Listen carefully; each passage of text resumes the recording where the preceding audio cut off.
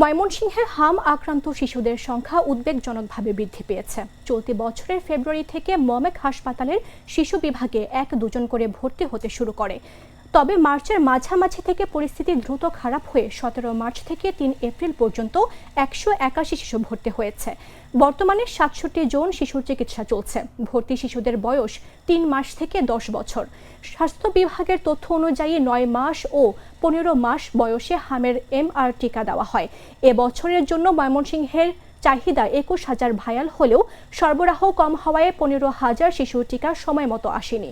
অতিরিক্ত টিকার অভাবে এবং স্বাস্থ্য সহকারীর ঘাটতি ও কর্মবিরতির কারণে কিছু শিশু টিকা থেকে বঞ্চিত হয়েছেন।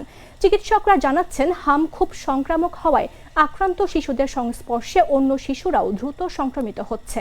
হামের পাশাপাশি জ্বর ও নিউমোনিয়ার আক্রান্ত শিশুর সংখ্যা বেশি।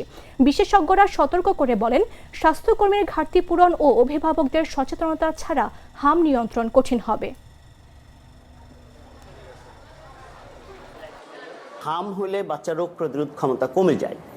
সেখানে বাচ্চার যদি আপনি প্রোটিন জাতীয় খাবারের পরিমাণ কমিয়ে দেন, তাহলে বাচ্চার হামের কমপ্লিকেশন অনেক বেশি হবে। কারণ প্রোটিন জাতীয় খাবার থেকে বাচ্চার রোগ প্রতিরোধ ক্ষমতার জন্য যে ইমিউনোগ্লোবুলিন বা অন্য যে রোগ প্রতিরোধ ক্ষমতার জন্য অন্য যে জিনিসপত্রগুলো সেগুলো তৈরি হয়। আমরা প্রথমে আমাদের 3টা ইউনিটে আইসোলেশন ইউনিট ছিল, তো পরবর্তীতে রোগীর সংখ্যা বেড়ে যাওয়ায় আমরা গতকালকে থেকে আমরা আলাদা ওয়ার্ডে এই রোগীগুলোকে স্থানান্তর করেছি এবং ইতিমধ্যে আমাদের এখানে 78 জন রোগী সন্দেহজনক হাম রোগী এখন ভর্তি আছে। তো আমরা শুরু থেকেই আমরা এই রোগীদেরকে স্পেশাল কনসার্ন হিসেবে ধরে আমরা এদেরকে চিকিৎসা দিচ্ছি এবং আমরা 3টা মেডিকেল টিম কাজ করতেছে। আমরা ডেঙ্গুর জন্য আলাদা প্রফেসর লেভেল শুরু করে মিড লেভেল এবং নার্স সহ আলাদা টিম গঠন করে দিয়েছে এবং তারা এই রোগীদেরকে চিকিৎসা।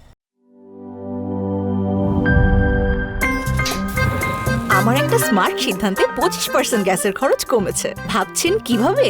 সাধারণ গ্যাস স্টোভ বদলে আমি এনেছি আরএফএল গ্যাস স্টোভ। এর সাইন্টিফিক নজল ও ব্রাস বার্নার ক্যাপ সমানভাবে তাপ ছড়িয়ে রান্না করে দ্রুত। তাই গ্যাসও বাঁচায় 25%, টাকাও বাঁচে 25%। আরএফএল গ্যাস স্টোভ নিরাপদ ও গ্যাস সাশ্রয়ী।